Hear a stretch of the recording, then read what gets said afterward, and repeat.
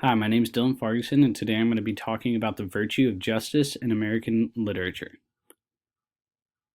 We're going to be looking at views of justice from authors such as John Winthrop, Jonathan Edwards, Ambrose Bierce, Frederick Douglass, and Claude McKay. First, let's talk about what is justice. Well, the basic definition is justice is the principle that people receive that which they deserve, with the interpretation of what then constitutes deserving being impacted upon by numerous fields, with many differing viewpoints and perspectives, including the concepts of moral correctness based on ethics, rationality, religion, equity, and fairness. Today we will look at the different points of views of the authors and what they constitute as justice and if justice was served or not. First, we'll take a look at John Winthrop and his piece, A Model of Christian Charity. He was born in 1587 and died in 1649. He was an English Puritan lawyer and governor of the original colonies, and he wrote A Model of Christian Charity in 1630.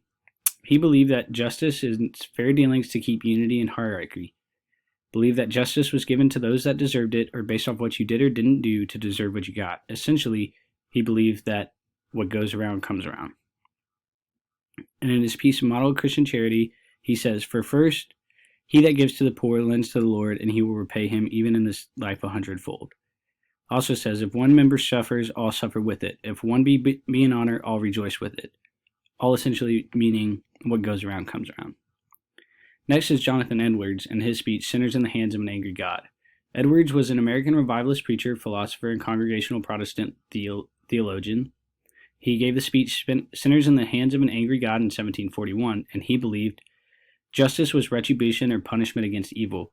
He believed that if you did not live for the Lord, that your justice for living a sinful life would be being cast to live eternally in hell. He uses imagery and fear to persuade people to live for the Lord, or justice for their sins will be swift and powerful. And those quotes below that explain how he used imagery and fear to persuade people. Next is Frederick Douglass and his speech, What to the Slave is the 4th of July. Douglass was born a slave, escaped, and then became an American social reformer, abolitionist, and writer. He gave the speech, What to the Slave is the 4th of July, in 1852, and he believed that justice had not yet been served for the enslavement and mistreatment of the African American people. He believes that the definition of justice to the African American people on this day is ironic and two-sided. He said, America is false to the past, false to the present, and solemnly binds herself to be false in the future, because he believed justice had not been served by the day that he had given this speech, and he knows it will not be served in the future because Americans do not want to acknowledge the enslavement, mistreatment, and still living racism towards African American people. Next is Ambrose Bierce, and he wrote An Occurrence at Owl Creek Bridge. He wrote The Occurrence at Owl Creek Bridge in 1891, and he believed during the Civil War justice had a broad definition.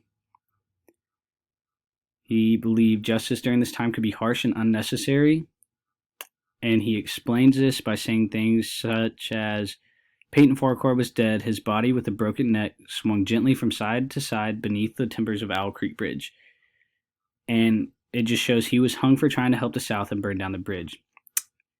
He was trying to give justice to the South, but was justice really served in hanging him, or was the justice too harsh? Because again, he was only a civilian. Next is Claude McKay with his poems The Lynching and America. He was a Jamaican poet, writer, and key figure during the Harlem Renaissance. He wrote Lynching in 1922 and America in 1921. He believed justice, in the basic definition like Frederick Douglass, had not been served for years of racism and mistreatment, even though he still had hopes that one day it can be different.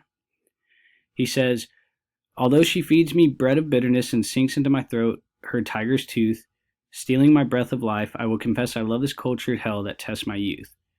He's basically saying that he knows that America is racist and corrupt and all things of that such, but he still feels like there's hope for the future in America and that things might be different. So in conclusion, they all have different views on justice.